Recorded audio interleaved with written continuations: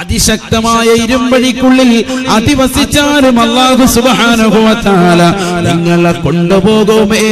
മരണത്തിന്റെ മുന്നിൽ നിങ്ങൾ സമന്മാരാണ്. ഒരാളെ പോലും ഈ ലോകത്ത് നിന്ന് മുന്നൂരമാകാതെ നശിക്കാതെ ഉണ്ടാവുകയില്ല. എല്ലാവരും മരിക്കേണ്ടവരാണ്, മരിക്കേണ്ടവരാ. അയ്നമാ തകൂനു യുദ്രികുമുൽ മൗത്ത്. നമ്രൂദ് ലഅനത്തുല്ലാഹി അലൈഹി ഇബ്രാഹിം നബി അലൈഹിസ്സലാത്തു വസ്സലാമിനെതിരെ തിരിഞ്ഞ ഏകാധിപതിയായ ഭരണാധികാരിയാണ്. അവസാനം ഉറക്കമില്ലാത്ത രാവുകളായ നമ്രൂദിന് തലച്ചോറിനുള്ളിലെ കള്ളിപ്പിടിക്കുന്ന ഈച്ചയുടെ കടികാരണമായിട്ട് നമ്രൂദിന് ഉറക്കമില്ല. തന്റേതാകുന്ന പിശങ്കരന്മാരോട് ആവശ്യപ്പെട്ട പ്രകാരം അവർ കൊടുത്തതായ വടികൊണ്ട് സേവകന്മാരടിച്ചുകൊണ്ടിരിക്കുകയാ. പാതിരാത്രി സമയത്ത് സർവരും നിദ്രയിലേക്ക് ഭവിക്കുമ്പോ നിർനിദ്രനായി ഉറക്കമില്ലാതെ നിൽക്കുന്നതായ നമ്രൂദ് തന്റേതാകുന്ന സേവകന്മാരോട് പറയുകയാണ്, ഒന്ന് തലയിലേക്ക് അടിക്കണേ. വേദന കൂടുകയാണ്. ദിവസങ്ങളായി മാസങ്ങളായി ഉറങ്ങിയിട്ടില്ല നമ്രൂദ്. നീര് വന്നുകൊണ്ട് മുഖത്ത് തളം കെട്ടി നിൽക്കുകയാ. അവന്റെ തലയില്ലതാ സേവകന്മാരടിക്കുകയാണ്. വേദന കൂടുകയാണ്, അടിയുടെ ശക്തിയും കൂടുകയാ. അവസാനം ഒരൊറ്റ അടിയോടുകൂടി അവന്റെ തല പൊട്ടിത്തെറിക്കുകയാണ്. തലച്ചോറ് വെളിയിൽ വരുകയാ. ലഅനത്തുല്ലാഹി അലൈഹി ഈ ലോകത്ത് നിന്ന് ഇല്ലാതാവുകയാണ്. എന്റെ ശബ്ദം ശ്രവിക്കുന്ന പൈക്കയിലുള്ള പ്രിയപ്പെട്ട ചെറുപ്പക്കാരാ, പ്രവാസ ലോകത്ത് പോയി സമ്പന്നതയുടെ പളപളപ്പിൽ വിരാജിക്കുന്നവരെ, നിന്റെ സമ്പത്ത് കൊണ്ടോ സൗഭാഗ്യങ്ങൾ കൊണ്ടോ മരണത്തെ നിനക്ക് തടുത്തു നിർത്താൻ കഴിയുകയില്ല.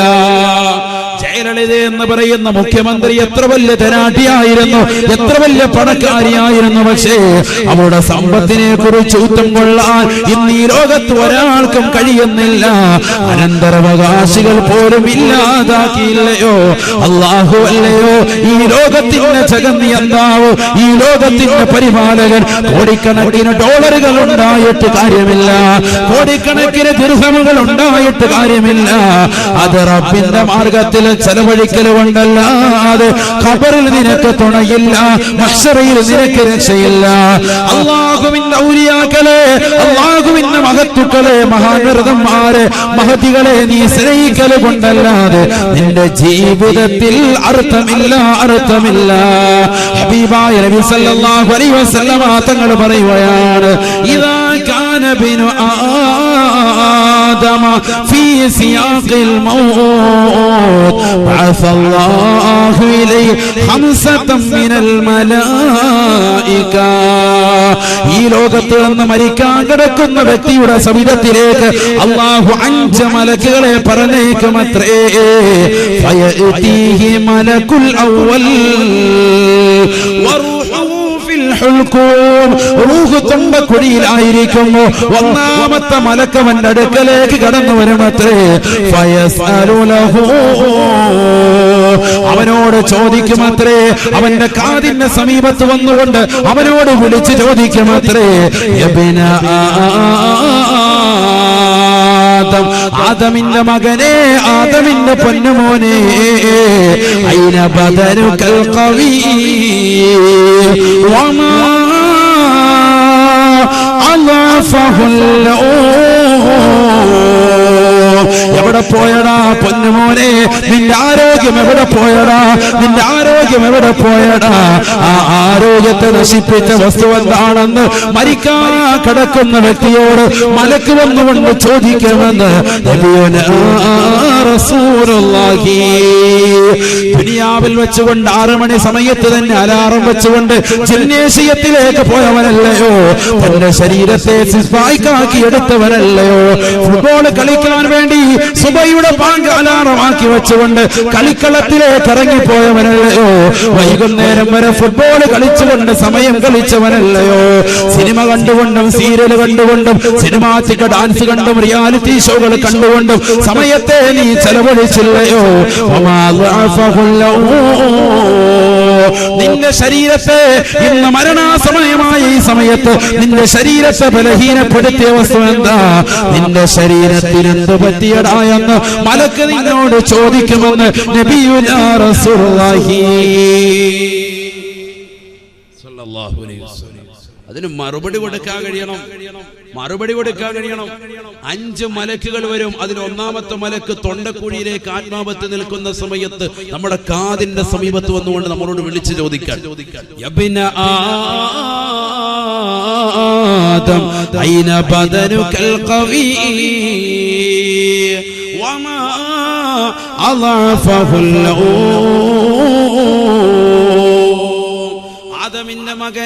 ആദമിന്റെ മകനെ നിന്റെ ശരീരത്തിനെന്ത് പറ്റിയടാ? നിന്റെ ശരീരത്തിനെന്ത് പറ്റിയടാ?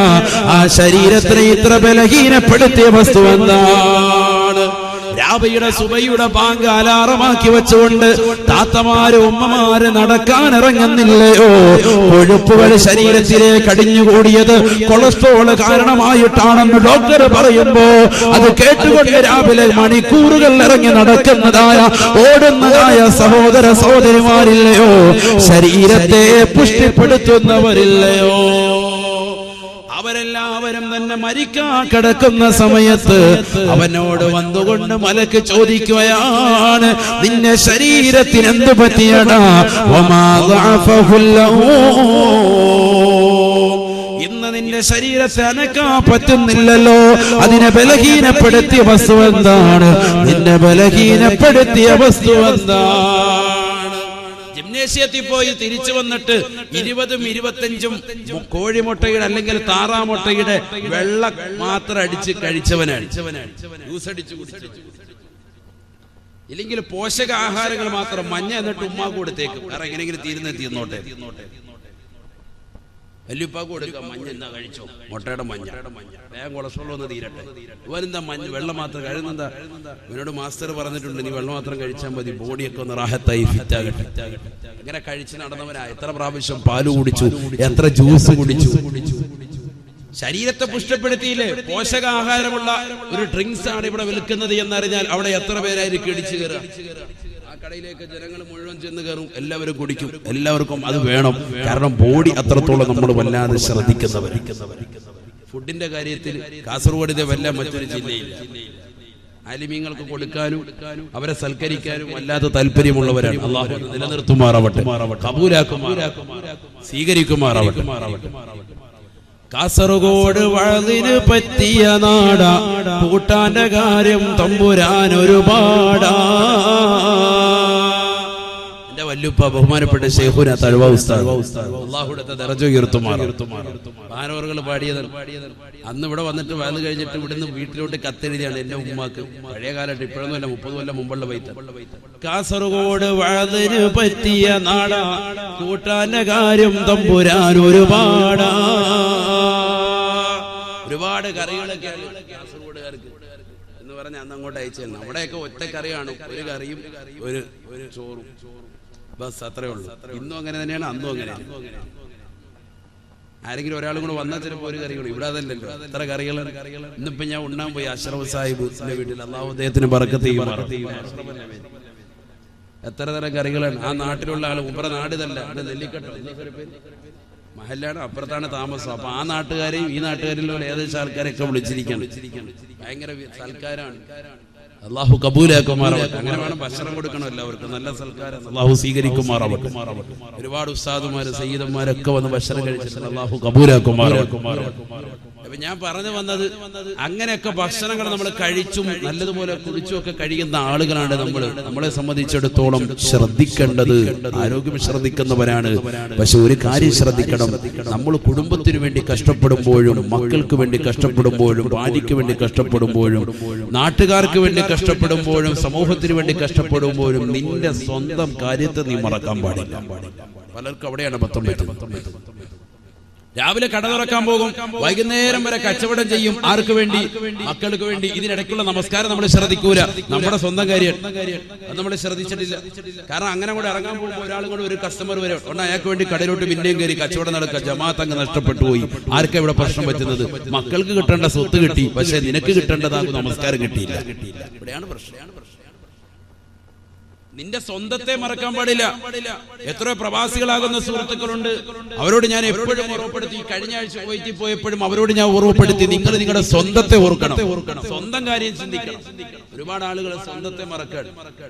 പ്രവാസികളാകുന്ന സഹോദരങ്ങൾ പ്രത്യേകിച്ചും. കാരണം കുടുംബത്തിന് വേണ്ടി കഷ്ടപ്പെട്ടുകൊണ്ട് അവർ പകലന്തിയോളം അങ്ങനെ പണിയെടുക്കാൻ, സ്വന്തം കാര്യം അവർ മറന്നു പോവാൻ, അശ്രദ്ധമാകുക. സമയമില്ലാതെ വൈകിട്ട് വന്നു, ജോലി തിരക്കെല്ലാം കഴിഞ്ഞു, നമസ്കാരം എല്ലാം കൂടി ഒരുമിച്ച് ജമ്മാക്കുന്ന രീതി പാടില്ല. നിന്റെ സമയം കണ്ടെത്തി നിന്റെ കാര്യത്തെ നീ ശ്രദ്ധിക്കുക. ഒരാളും ഉണ്ടാവൂല നിനക്ക് തുണയ്ക്ക്, ഒരാളും ഉണ്ടാവൂല നിനക്ക് രക്ഷയ്ക്ക്. മരണത്തെ തൊട്ട് നിന്നെ രക്ഷിക്കാൻ നിന്റെ പ്രിയപ്പെട്ട മക്കൾ കടന്നു വരൂല, നിന്റെ പ്രിയപ്പെട്ട ഭാര്യ കടന്നു വരൂല, നിന്റെ കുടുംബാദികൾ വരൂല, ഒരാളും ഉണ്ടാവൂല. അതുകൊണ്ട് നീ മരിക്കുന്നതിന് മുമ്പായിട്ട് കലിമ ചൊല്ലി നിനക്ക് മരിക്കണോ, തൗബ ചൊല്ലിക്കൊണ്ട് നിനക്ക് മരിക്കണോ, പ്രവാചകൻ സല്ലല്ലാഹു അലൈഹി വസല്ലം തങ്ങളുടെ പൂവ് കൊണ്ട് മരിക്കണോ, സ്വർഗം കൊണ്ട് മരിക്കണോ, നീ കൃത്യമായി അമൽ ചെയ്തേ മതിയാവുകയുള്ളൂ. നിന്റെ ആരോഗ്യത്തെ പറ്റി അല്ലാഹു സുബ്ഹാനഹു വ തആല നിന്നോട് പ്രത്യേകം നാളെ മഹ്ശറയിലെത്തുമ്പോൾ തന്നെ ചോദിക്കും.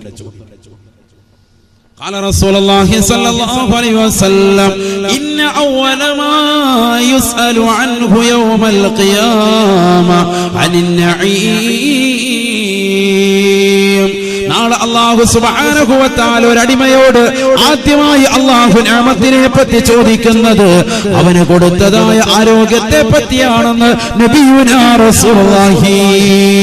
അലം നുസഹി ജിസ്മക വനുറവീക മിനൽ മാഇൽ ബാരിദ്. നിന്റെ ശരീരത്തെ നാം പുഷ്ടിപ്പെടുത്തിയില്ലയോ, നിനക്ക് നാം നല്ല ആരോഗ്യം നൽകിയില്ലയോ, എത്ര നല്ല ആഹാരങ്ങളാണ് നിനക്ക് ഞാൻ നൽകിയത്. തിന്മേശയിലേക്ക് കൈ കഴുകി നീ വന്നിരിക്കുമ്പോ നല്ല സുഭിക്ഷമായ ആഹാരങ്ങൾ നിനക്ക് ഞാൻ നൽകിയില്ലയോ. വനുറവീക മിനൽ മാഇൽ ബാരിദ്. ദാഹിച്ച് പരവശനായി നിൽക്കുന്നതായ സമയത്ത് എത്രയോ പ്രാവശ്യം നിനക്ക് ഞാൻ തണുത്ത ജലം നൽകിയില്ലയോ. അല്ലാഹു നിനക്ക് നൽകിയ അനുഗ്രഹത്തെ പറ്റി ചോദിക്കുമെന്ന് നബിയുനാ റസൂലുള്ളാഹി. ഹബീബായ നബി സല്ലല്ലാഹു അലൈഹി വസല്ലമ തങ്ങളുടെ അടുക്കലേക്ക് ഒരു സഹാബി വന്നുകൊണ്ട് ചോദിക്കുകയാ, യാ റസൂലല്ലാഹ് അയ്യുന്നാസി ഖൈറുൻ യാ ഹബീബല്ലാഹ്. ജനങ്ങൾ വെച്ച്